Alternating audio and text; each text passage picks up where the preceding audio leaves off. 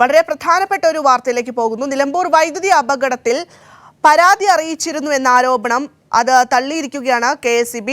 വൈദ്യുതി മോഷ്ടിച്ച പന്നിക്കണി നിർമ്മിക്കുന്ന വിവരം 7 മാസം മുൻപ് KSEB അധികൃതരെ അറിയിച്ചിരുന്നു എന്ന് ചില മാധ്യമങ്ങൾ റിപ്പോർട്ട് ചെയ്തിരുന്നു. പക്ഷേ ഇത് വസ്തുതാ വിരുദ്ധമാണെന്ന് KSEB ഇപ്പോൾ പറയുന്നു. മാനസയുടെ വാർത്തയുടെ വിശദാംശങ്ങൾ നൽകുന്നതിനായി മാനസ, അതായത് KSEB വളരെ വ്യക്തമായി തന്നെ പറയുന്നുണ്ട്, ഇത് ഈ പ്രദേശത്തേക്ക് KSEB ജീവനക്കാർക്ക് എത്താൻ സാധിക്കാത്ത ഒരു പ്രദേശം കൂടിയാണ്. അതുകൊണ്ട് എല്ലായ്പ്പോഴും അവിടെ വന്ന് നമുക്ക് ഇത്തരത്തിൽ ഒരു നിരീക്ഷണം നടത്താൻ സാധിക്കില്ല. അതുകൊണ്ട് രാത്രി കാലങ്ങളിലാണ് ഇത്തരത്തിൽ അനധികൃതമായി വൈദ്യുതി വലിക്കുന്നത് എന്നൊരു കാര്യം അവർ ചൂണ്ടിക്കാണിക്കുകയാണ്.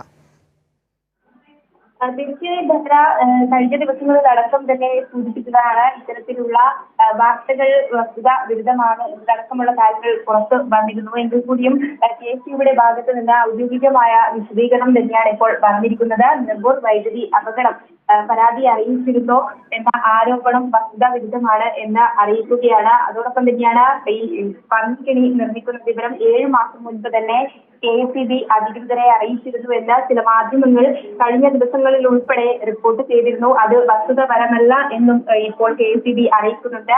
KSEB വഴിക്കടവ് സെക്ഷൻ ഓഫീസിൽ ഇത്തരത്തിൽ ഒരു പരാതിയും ഇതുവരെയും ലഭിച്ചിട്ടില്ല എന്ന് തന്നെയാണ് KSEB വ്യക്തമാക്കുന്നത്. തോട്ടിയിൽ ഘടിപ്പിച്ച വൈദ്യുതി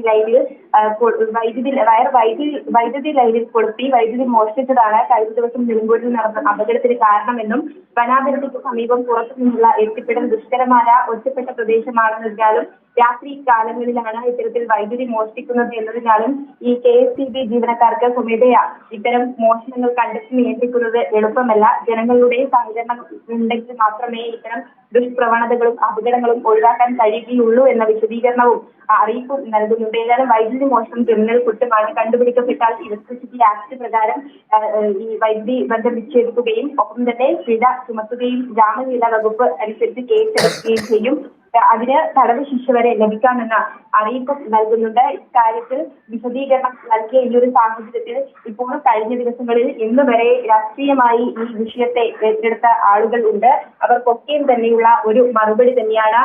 ഒരു മരണത്തെ അത് രാഷ്ട്രീയപരമായി ഏറ്റുപിടിക്കുന്ന ഒരു ഘട്ടത്തിലാണ് ഇപ്പോൾ KSEBയുടെ ഭാഗത്തു നിന്നും എന്താണ് വസ്തുതാപരമായ കാര്യങ്ങൾ എന്ന് അറിയിക്കുന്ന രീതിയിലുള്ള വിശദീകരണം വന്നിരിക്കുന്നത്.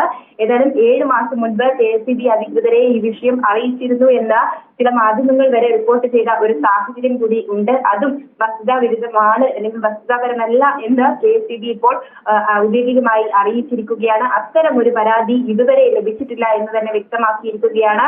അതുകൊണ്ടാണ് ഇത്തരത്തിൽ ഒരു അതായത് കഴിഞ്ഞ ദിവസങ്ങളിലൊക്കെയും തന്നെ വലിയ രീതിയിൽ ചർച്ചയാവുകയും KSEBയെ പഴിച്ച ഒരു സംഭവം കൂടിയാണ് ഇത്. അതിൽ ഒരു വ്യക്തമായ മറുപടിയും വസ്തുതാപരമായ കാര്യങ്ങളും ചൂണ്ടിക്കാട്ടിയാണ് ഇപ്പോൾ KSEB ഈ വിശദീകരണക്കുറിപ്പ് നൽകിയിരിക്കുന്നത്. ഭദ്ര.